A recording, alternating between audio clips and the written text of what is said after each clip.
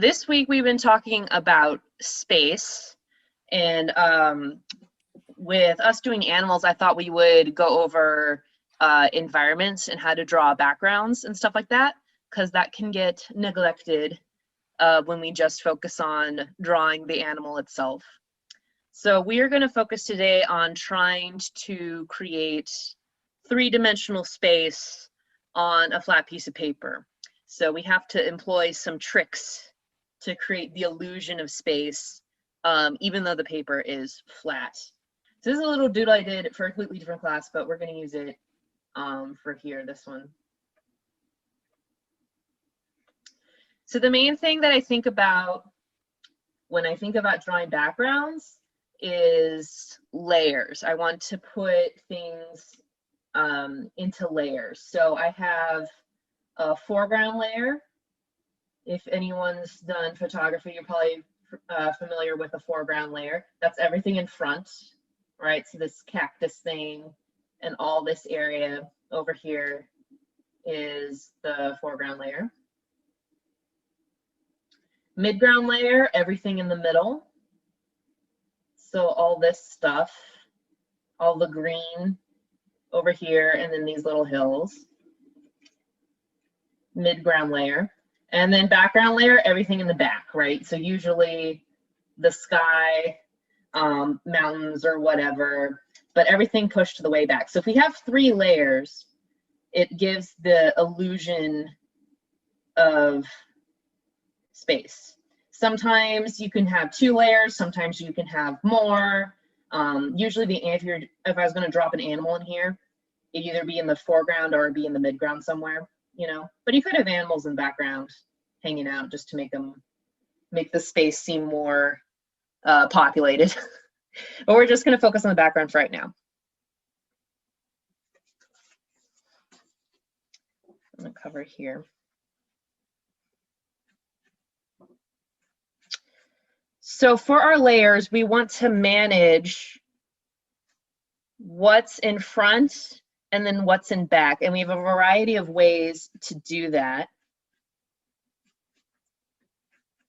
I'm just going to draw these boxes and we'll try to isolate them one at a time. So if you want to take notes and draw these boxes with me, let's make 6.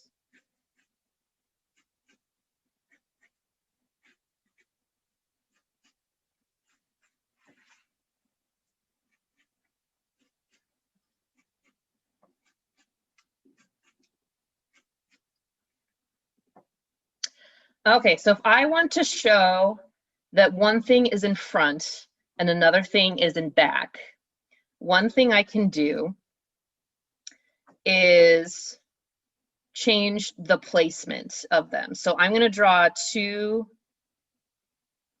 circles of identical size, but one's going to be down towards the bottom of the paper and the other is going to be towards the top. And then I'm just going to put a horizon line so you can pretend that this is a background, right? Even though it's really abstract and simplified. So in general, anything towards the bottom of the paper is going to look like it's more in front, and anything towards the top of the paper is going to look like it's in back.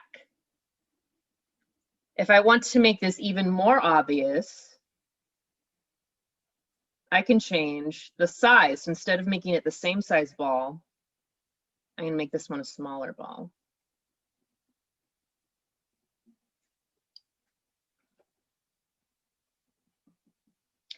So now it looks even more like this ball is in back and this ball is in front.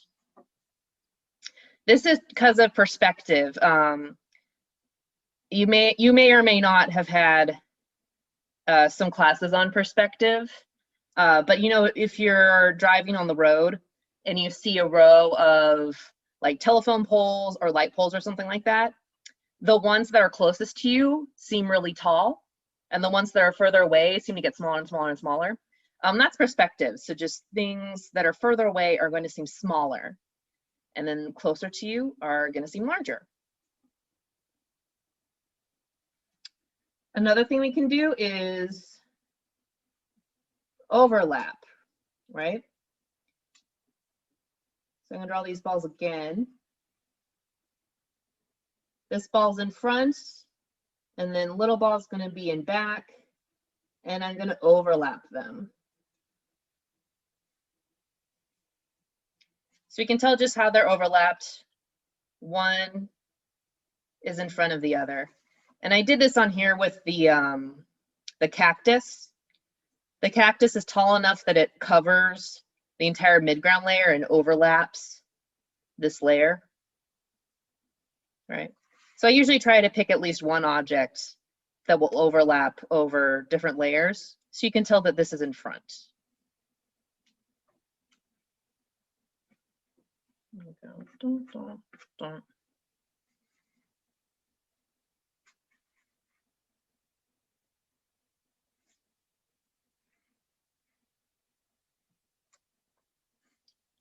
Pause for a second, just so you guys. Okay. Can anybody think of another way to separate these layers to make one thing seem in front and the other thing seem pushed back?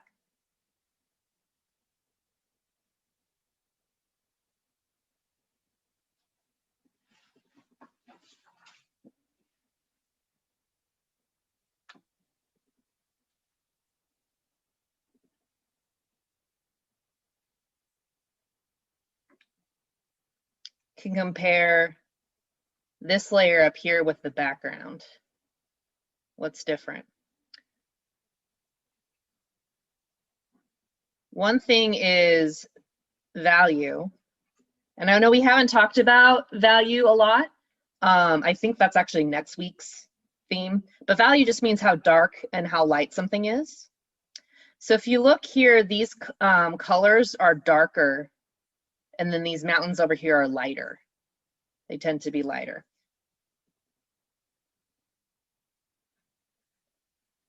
So I'm just gonna like shade in real quick so you can see on this little box what I'm talking about. I'm just gonna do some layers of hills.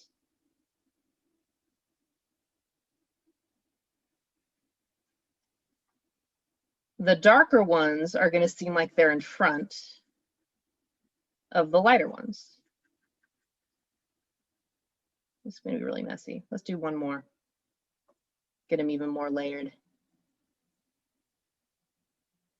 So the further back things are, the lighter they get.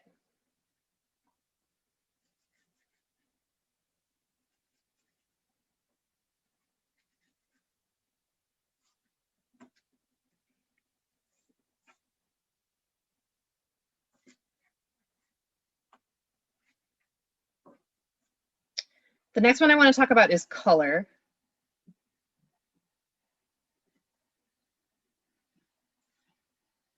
So if you'll notice in the front, what colors are in front more versus back here? Up front, they're more browns, right? They're more reds, more greens. And in the back, it's more blues and more purples. Reds are what we call warmer colors. They just feel more warm. And then blues and purples are what we call colder colors. And this is just relative, right?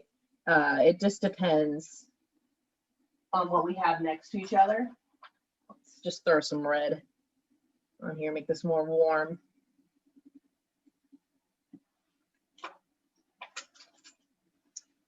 And in the back, I'll put some mountains that are purple.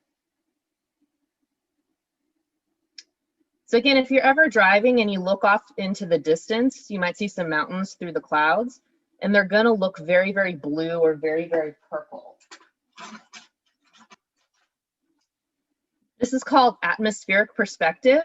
What this means is you're looking through layers and layers of atmosphere, of like air molecules and things like that. And it makes things look kind of blue. Let's make the sky blue. So blend in more with the sky. It's like a blue haze over everything.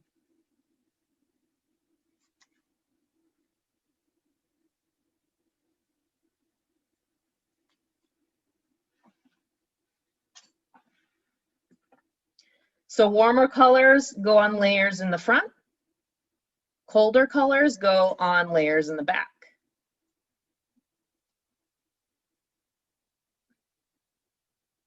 And then the last thing I wanted to talk about is detail. So whatever you have in the front, it's going to have more detail than the thing in the back. So here I did a cactus. I'll just do another cactus.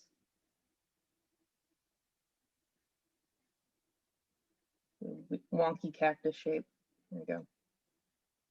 You know, so I might be able to see all the spines in the cactus.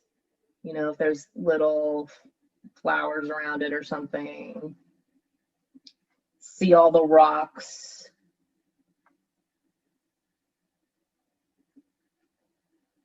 Because this is a front layer. But if I have another cactus back here, it's going to be a lot smaller. So I'm not going to really have any detail on it at all. Right? I just do an outline. And then that cactus looks like it's behind the other one.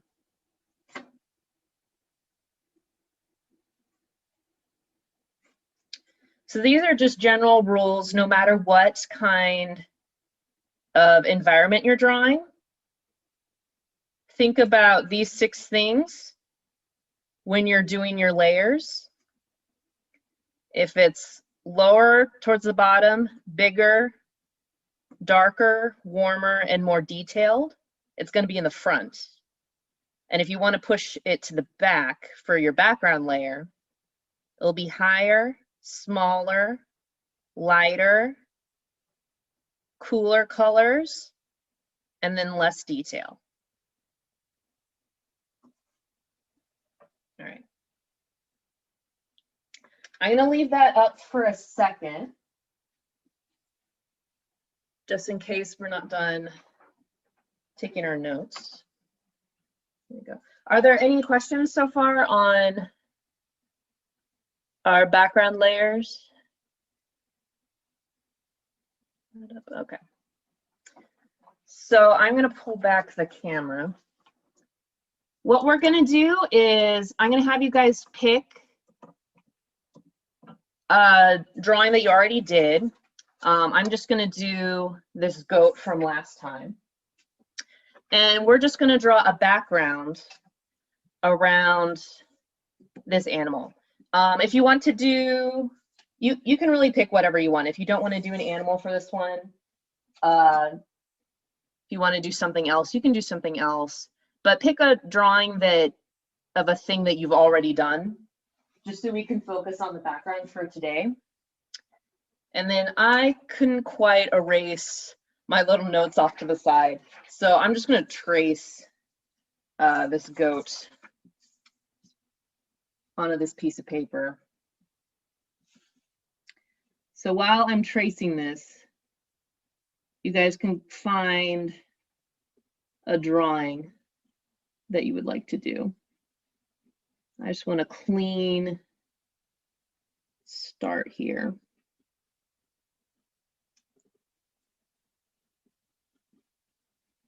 I'm going to go kind of fast with this tracing because I want to get on to the background part.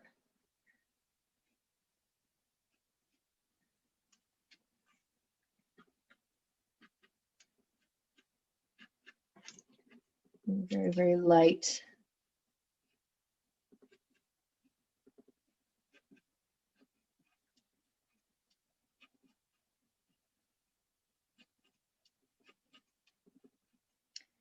And then when you're pulling out your drawings, think about what kind of environment that animal or that thing would be in.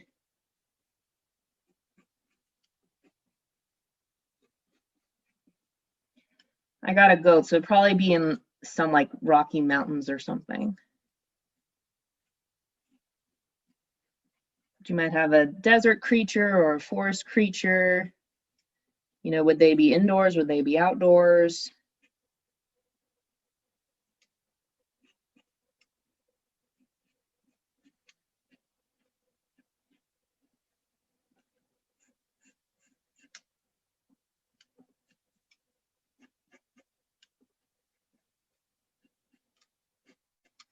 And then finish this guy's hooves.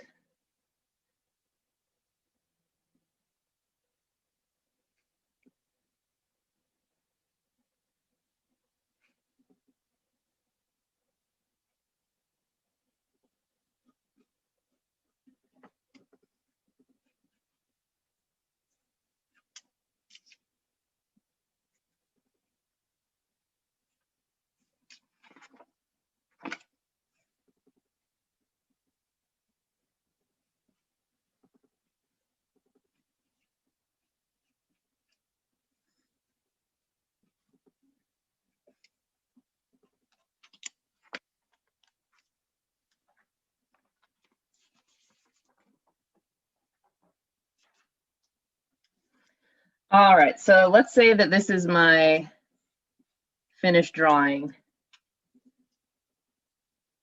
that I'm going to put a background on. And I know it's very light. I have to try to pull it back a little bit. Okay. So my goat is going to be on the foreground layer. It's going to be on the front. So I'm just going to draw a squiggly line. I'm going to have mine in the mountains. So I'm just going to have a layer that he's standing on. And then I'm going to have a drop off like that. The next thing I'm going to draw is the horizon line. Does anybody know what a horizon line is?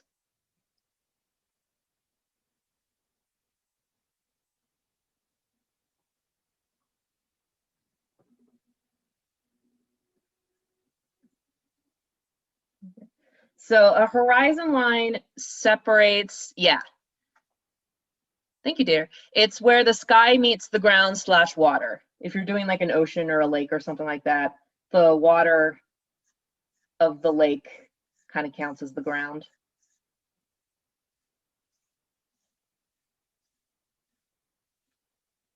We'll just make a straight line.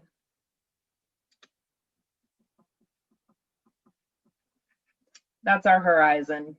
So I know all of this is going to be ground, and then this up here is sky. That's all that means. So around here, I'm thinking this is going to be my, mid-ground layer. I want it to seem more rocky though. So I'm just going to put more layers.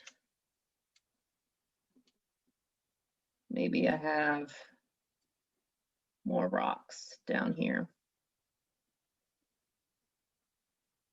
I'm intentionally making my lines very squiggly. I'll go back later and, if I want to straighten some of these out, I can straighten some of these out. And then I'm going to have for my background some mountains in the back.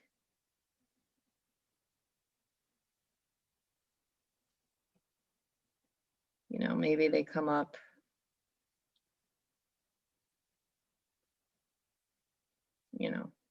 Something like that. So I'm drawing these lines. I don't want to overpower the goat I have, the subject that I have. So I don't want to go too crazy with this background. I just want to give a sense of the environment that the animal is in.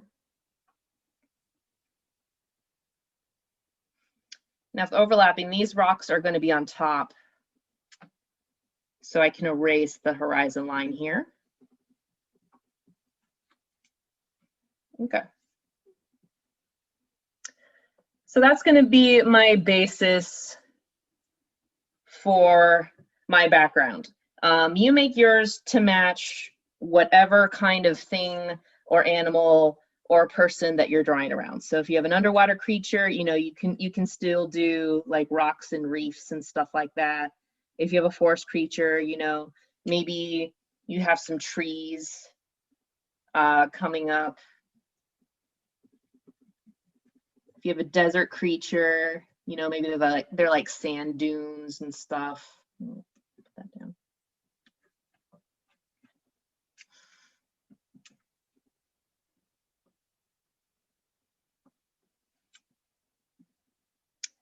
I'm going to put a shadow right under my goat.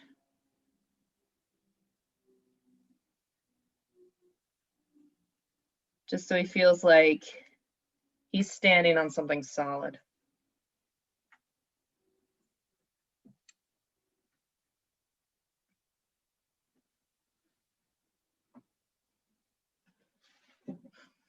He needs eyes. Give him creepy eyes.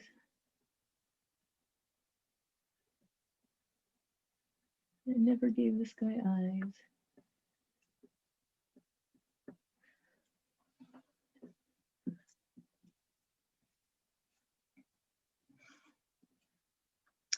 So from here, all I have to do is try to separate this foreground from the middle ground from the background. So we do this, we're going to add more detail, and then I probably won't get to coloring it, but if I was going to color it, it would be more browns and warmer colors, and then the background, more blues and more purples and stuff like that. Let's do like a bush. I don't know. Just making stuff up to fill out this space. So I'm just going to draw a bunch of rocks. And then I'm remembering overlap, right? So I want some rocks to be in front and then some rocks to be in back.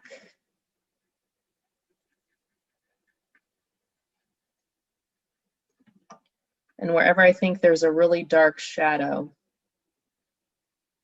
I'll shade some.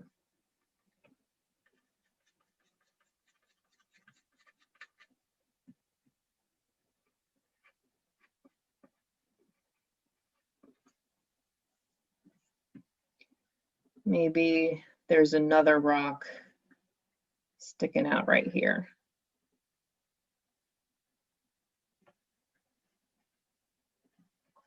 Right, so I just want to layer up this area.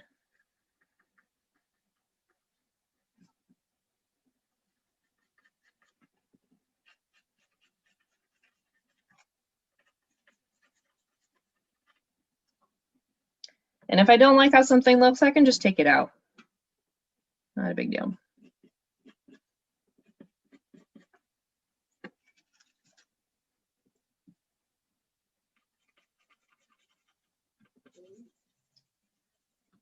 I want this whole foreground layer to be darker, especially than those mountains in the back. So I'm going to slowly shade over this whole thing. But I do want this shadow under the goat to be fairly dark, so I want to keep going over that just to make sure it stays nice and dark.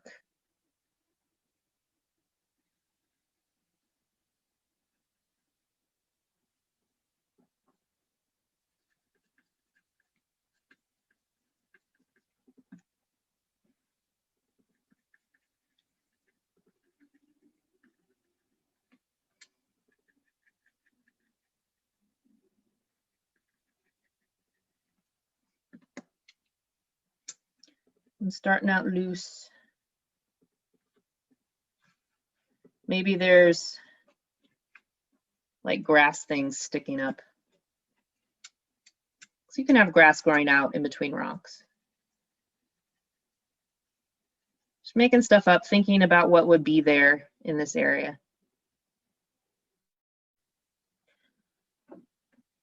What are some backgrounds you guys are doing?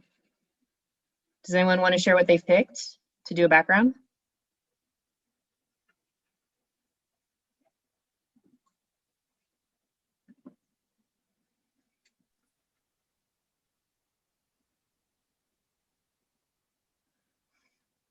Ah, doing a tree for the red panda. Very nice.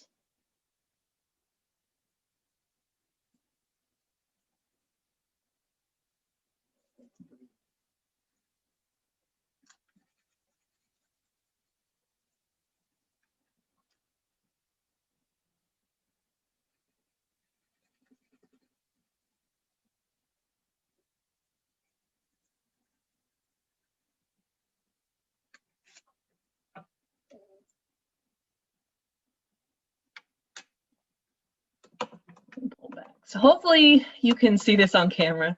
Let me straighten it out a little bit. So hopefully this layer is starting to pull back from the rest of the drawing.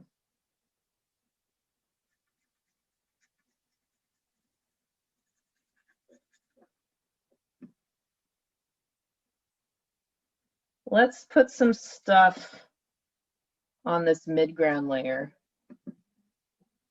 I'm thinking this is like a rocky area, and then the mountains are obviously also a rocky area, even though they're pushed way to the back. So maybe this midground area is more like a flat plain or something like that, more like flatlands. So I'm just going to put some trees back here, but they're going to be very tiny because they're way in the back.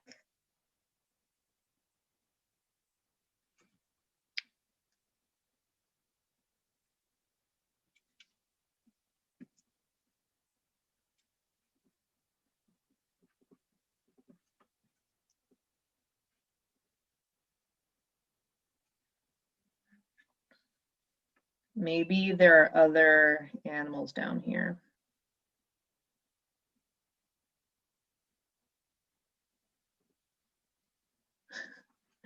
So just very, very tiny.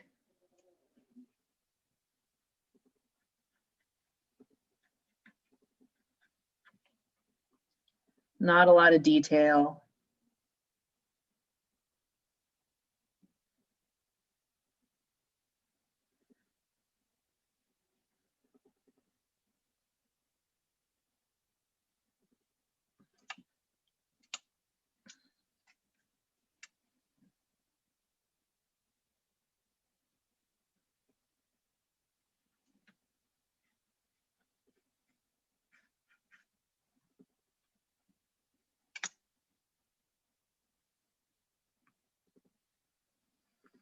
And then the nice thing about organizing your layers is you don't have to do the same amount of work over the whole picture, and it'll make your picture look more full.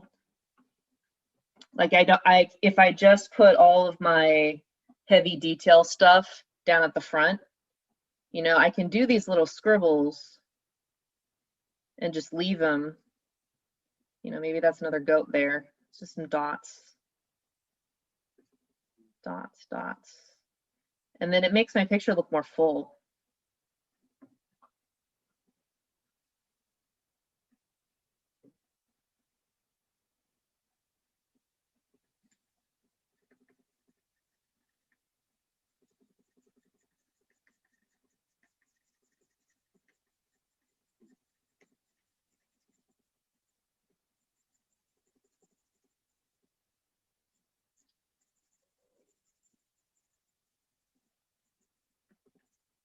Build up, build up.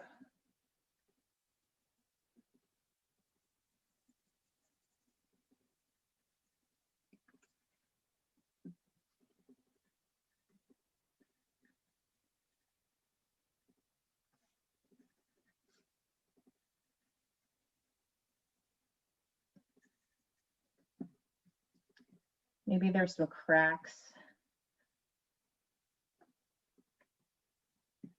This looks like it could be a crack.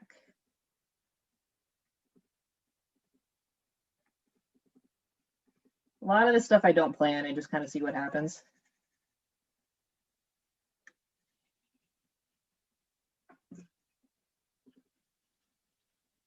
Gotta get some tone on this bush over here.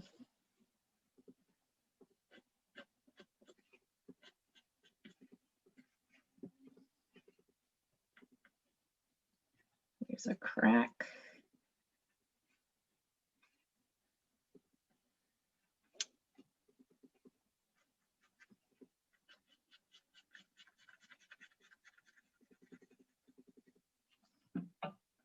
Whenever I want to get a detail, I use the point end of my pencil.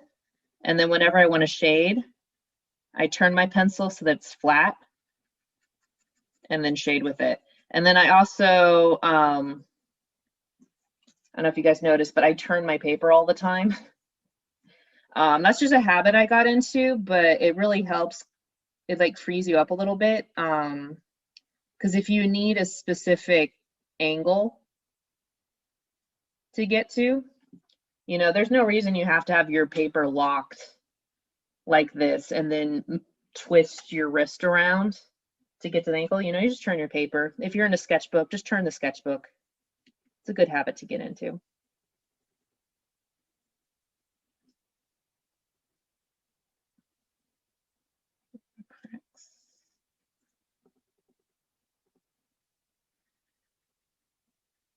So we start very general and then pull more and more detail as we go through the drawing. And a lot of this I just didn't plan any of this. I just sort of let it, I get more ideas the more I work, and I just think about what would actually be there. Keep using squiggly lines.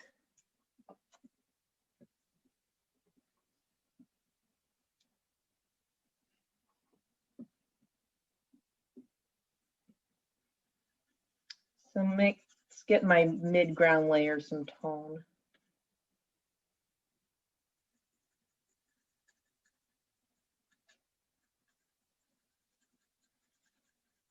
I'm not sure if this goat should be a white goat or a black goat.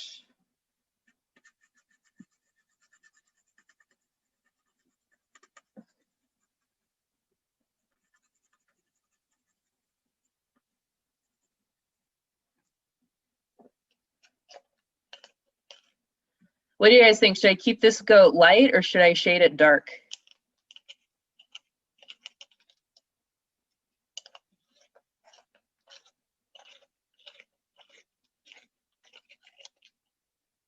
Let me sketch out this thing. Leave it? I'll leave it.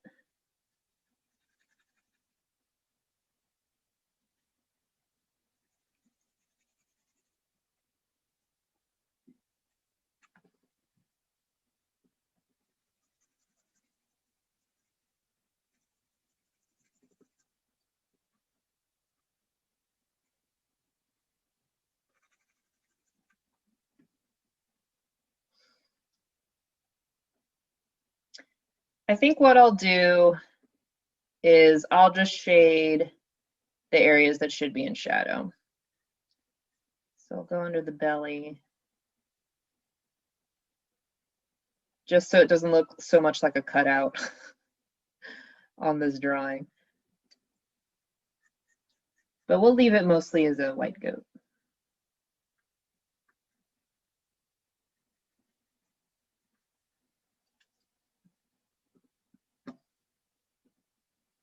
And then I'm using my finger to blend on my mid-ground layer,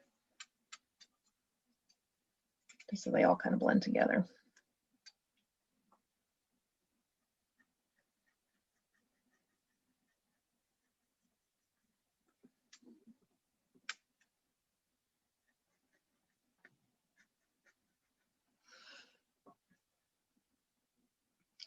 So hopefully it's looking more like a real space.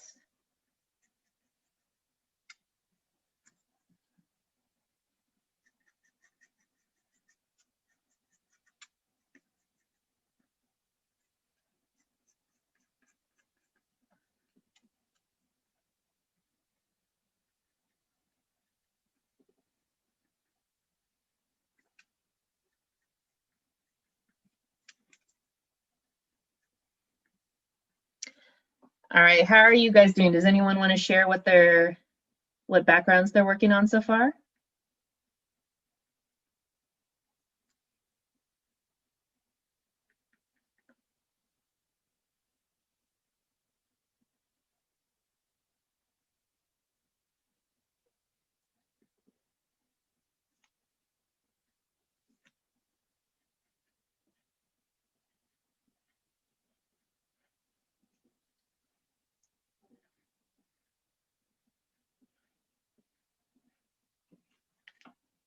Is anybody stuck?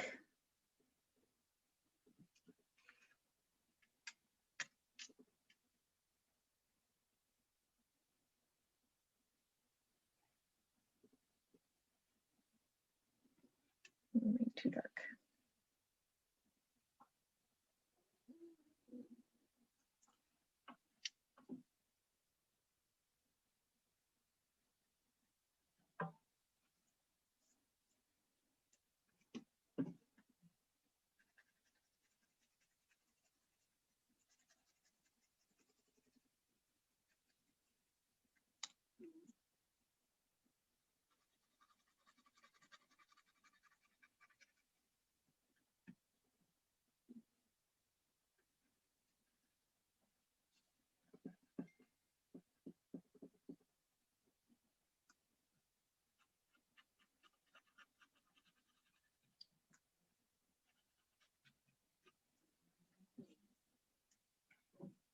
So this background I'm going to treat very, very lightly because I want this to be the lightest layer. But it's still going to have some shading in it.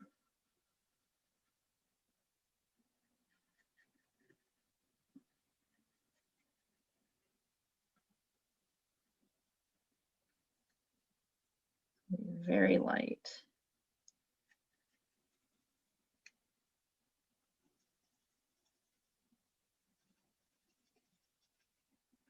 So I'm always comparing the 3 layers. I want the foreground to be the darkest. So if I add some shading to the back, I should also add some shading to the foreground just to keep it darker.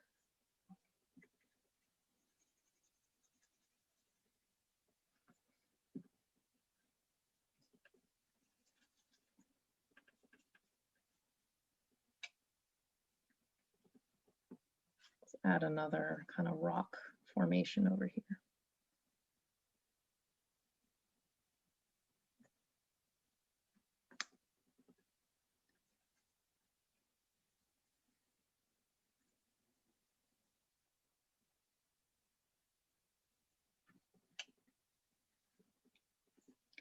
I always add rocks in groups. I think they're kind of like stacked on each other.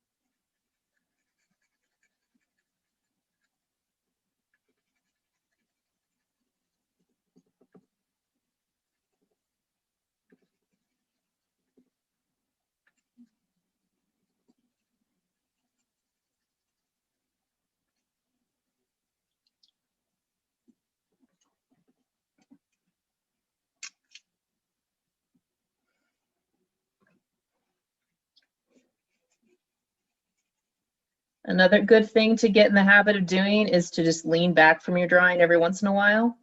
Because I know when I draw, I'll get very, very close into the drawing sometimes, and you get used to seeing it from close up.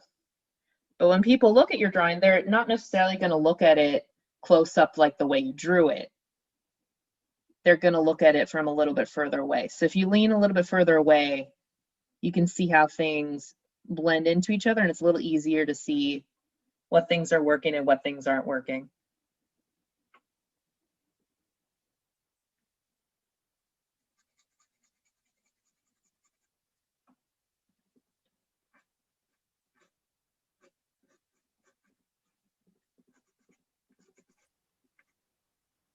Nathaniel raised his hand. Uh-huh.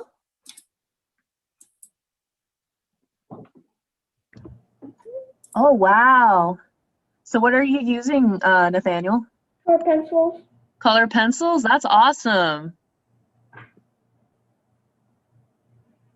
Yeah, I like your atmospheric perspective over there. That looks great.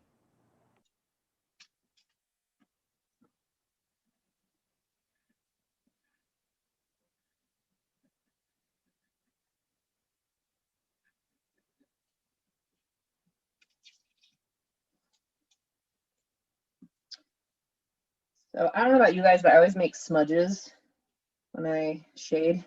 I don't know if you can see on my fingers, they're all shiny from the graphite. So I just use that in the background because I want the background to be soft. I'll just use my finger and keep blending in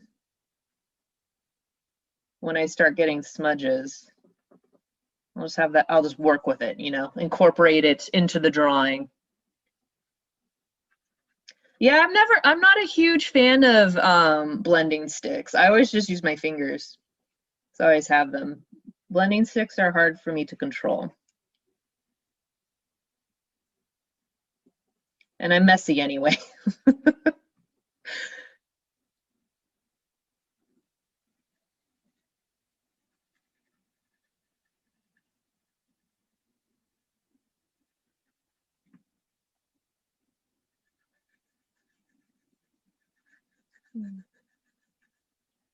Sort of mistiness.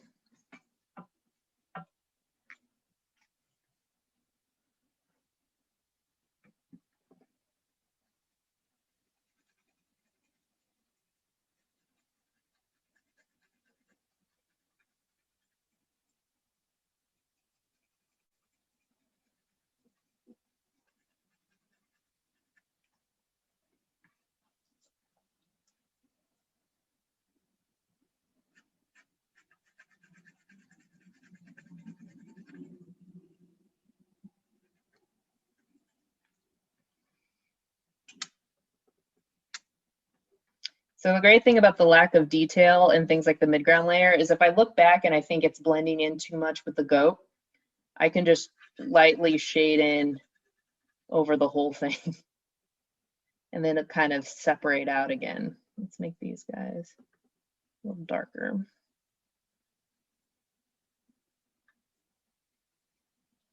Pretend there's hills. I did 3 layers on this, but there's no reason that you have to do 3 layers for every single drawing. You can have less, you can have more. It just depends on your preference. What's going on?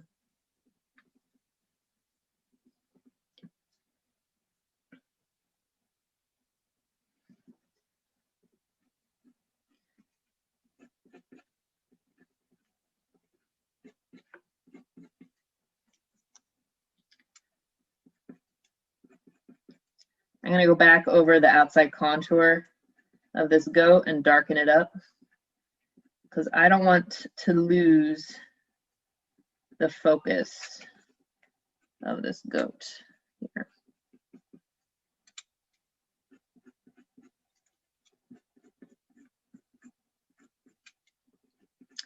Another thing you can do if you don't want to do a background over the whole paper like what I'm doing here is you could just focus on the area right around the animal and then sort of fade out the background instead of doing the whole paper, and that could look really nice too. So you just give a little hint of what the animal is standing on. Like, are they in grass? Is there a bunch of grass sticking up everywhere?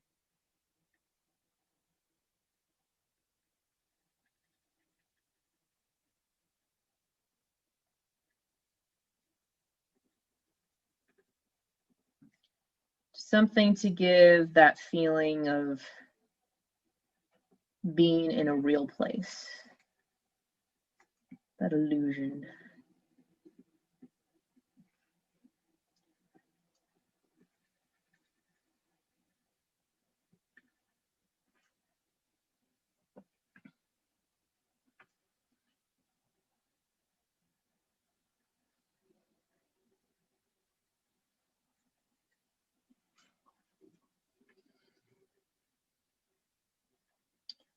I like this back leg darker. It should be in shadow more.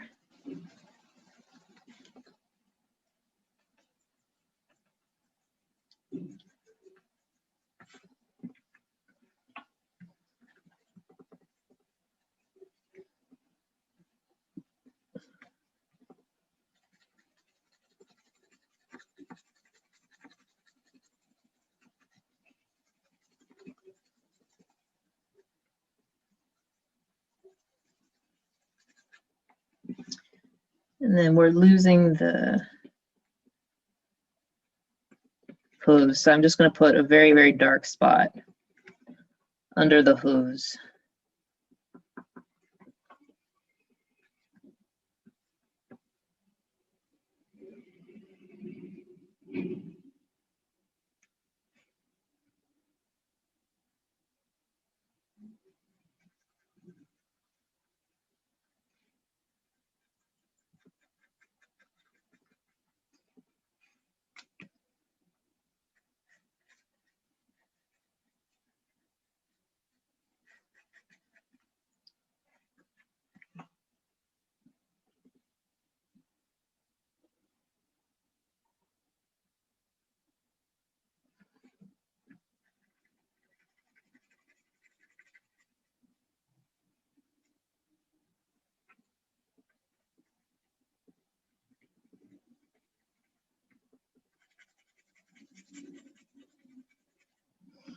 All right, how are you guys doing? Are there any questions or anybody else want to share what they're working on?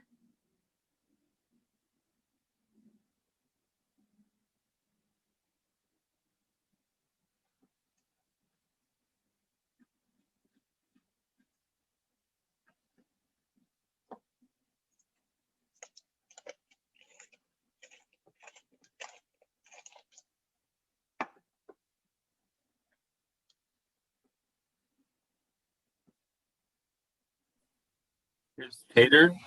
Uh-huh. It's just some rough shading and I'm still refining, but this is what I got. So Oh, that's awesome. thank you. That's awesome. So you have your creature more in the background and then there's a little dude front. Yeah. That's great. Yeah, so it's kind of telling a story. Yeah, epic.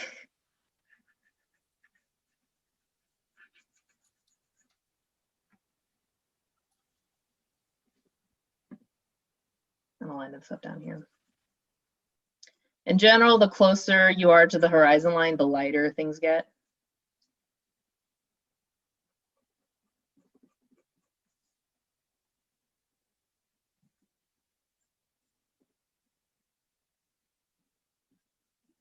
Line that up a little bit.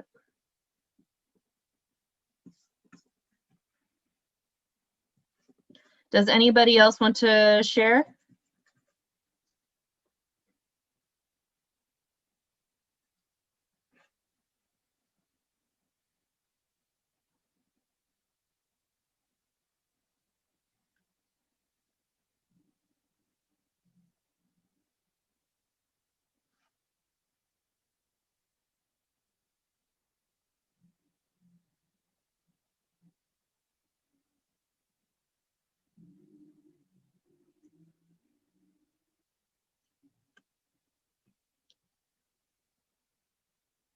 Evie, how's your red panda?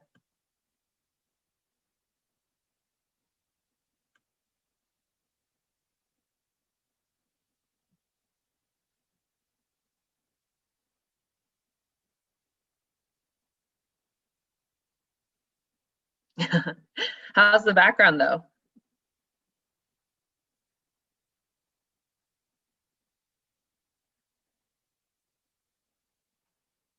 Still adding to it, yeah. Yeah, it's hard to know when to stop sometimes. Like, should I add more? Should I not? You know, maybe more speckles, more tiny details. Cracks.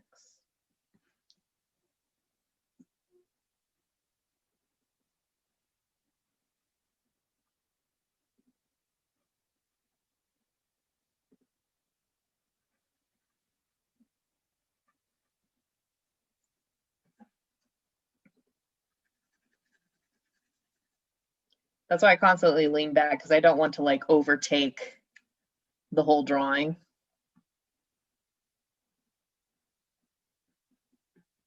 Do a little grass down here.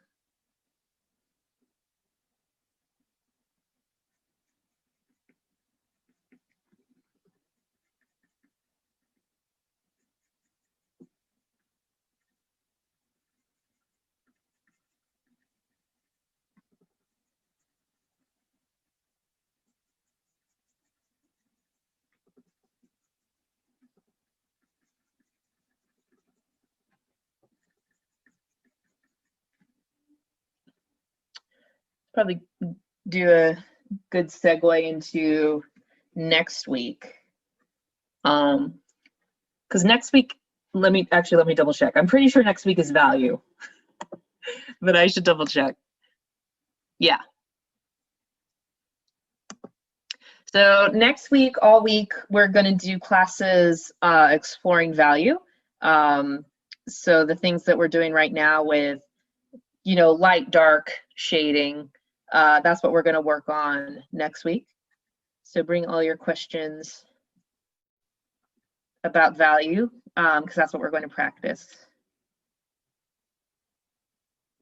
for next week. Oh, Scott, can you put up the donation link? Yes, thanks. I forgot to do that. I was going to do that at the beginning class and then forgot.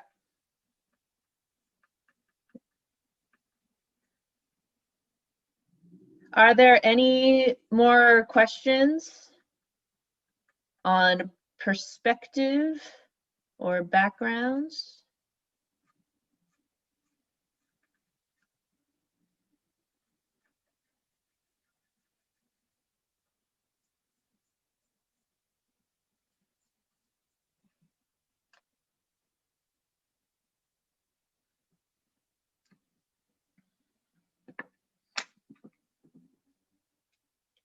If I was doing this with colored pencils, I'd go through that sky and make the sky like a dark blue up here and then lighter and lighter blue as it goes down. But I'm just doing this with pencil. So I'm not gonna put any shading on the sky.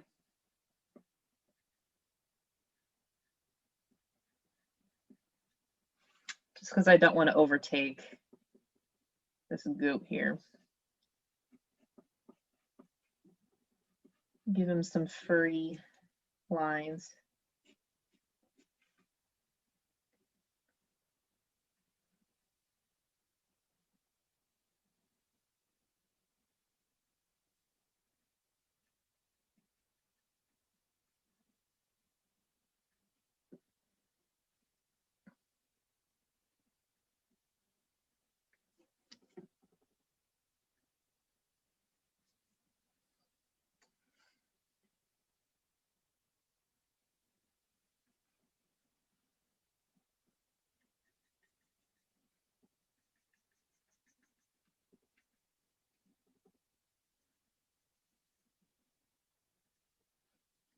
These creepy eyes.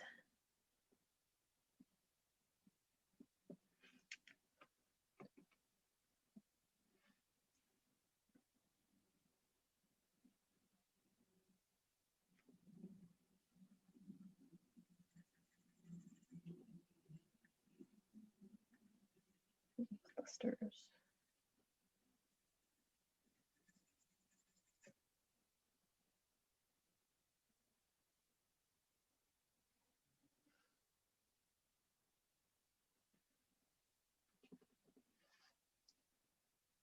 All right, we have less than 5 minutes. Does anybody want to share what they've been working on?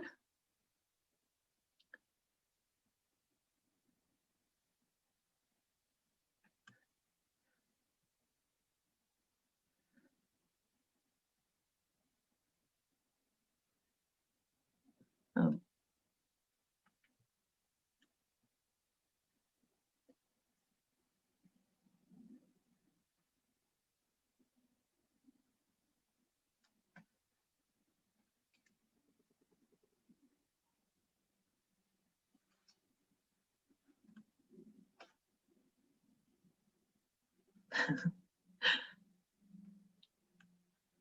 Laura's been cloning everyone's houses in her thing. Yeah, if you look at the grid, there's 2 tater tots right now.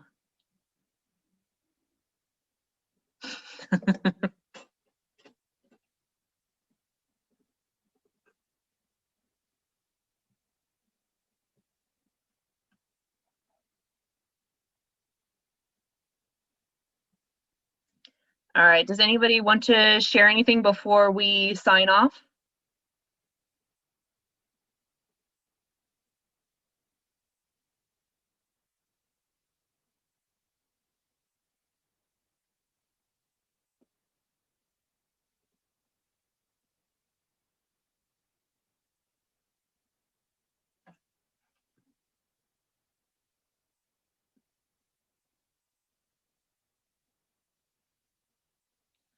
All right, so I guess we'll sign off for today, and then I will see you guys next week. We're going to do more stuff on tone and value. So if you're struggling with getting the shading, that's what we're going to work on for next week. We'll do all value and shading.